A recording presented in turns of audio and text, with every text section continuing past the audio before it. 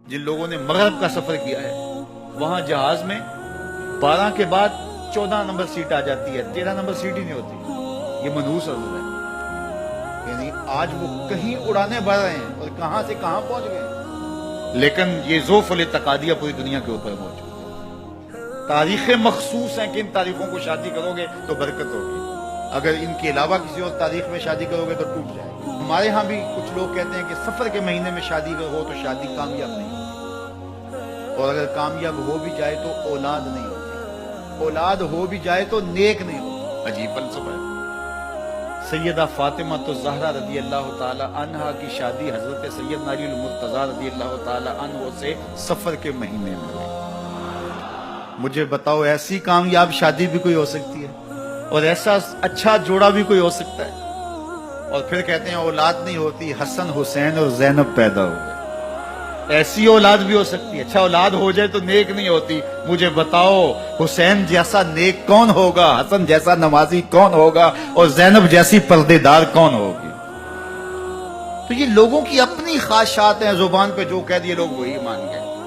میں نے دیکھا ہے کہ بعض اوقات لوگ 1 گھنٹے کی تقریر سننے کے بعد بھی پھر بھی کہتے ہیں نہیں اصل ہمارے خاندان میں وہ واقعی منحوس ہے، فرق تو پڑتا ہے۔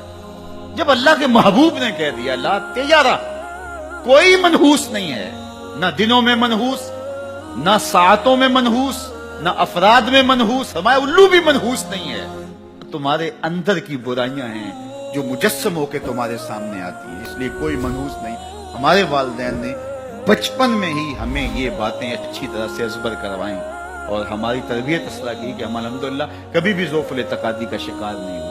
تو آپ بھی اپنی اولادوں کی ابھی سے ایسی تربیت کریں کہ ان کا توکل اللہ پر ہو، ان کا توکل اللہ کی بابرکت ذات پہ ہو، اور اسی پہ بھروسہ کرنے والے ہوں۔ جب اس پہ بھروسہ کرنے والے ہوں گے تو زندگی سوکھی گزرے گی، کبھی مشکل آ بھی جائے گی تو پریشانی نہیں ہوگی کہ دیکھیے کبھی خنداں کبھی گریاں، کبھی اللہ کچھ عطا کرتا ہے کبھی کچھ عطا کرتا ہے۔ وہ محمود غزنوی کو بوڑھے لوگ محبوب تھے لیکن سب سے زیادہ محبوب ایاز تھا، تو ایک دن اس نے اس کو خربوزہ دیا تو وہ چٹخارے لے کے کھا رہا تھا۔ بادشاہ نے چکھا تو وہ کڑوا تھا، کہا ایاز یہ تو کڑوا ہے، تو کہا کہ حضرت ہاں کڑوا ہے، تو کہا کہ تم مزے سے کھا رہے ہو، کہا ساری زندگی ساتھ سے میٹھی نعمتیں کھائی ہیں، آج ایک کڑوا مل گیا تو پھینک دوں۔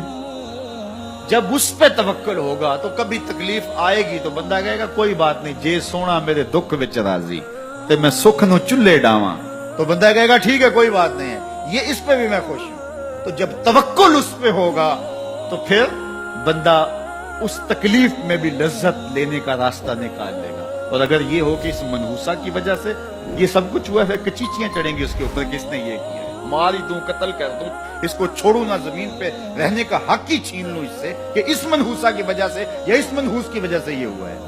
کوئی کسی کی وجہ سے نہیں ہوتا، یہ ہماری اپنی بدعمالیوں کی سزا ہے۔ اگر کوئی ہمیں نقصان در نقصان ہو رہا ہے تو توبہ کریں، اپنے گناہوں پہ غور کریں، کسی سے دھوکہ تو نہیں کر رہے، کسی کا دل تو نہیں دکھایا، ظلم تو نہیں کیا، اپنے ماں باپ کی نافرمانی تو نہیں کی، اور اگر ہمیں خیر پہنچ رہی ہے تو اللہ کا شکر ادا کریں۔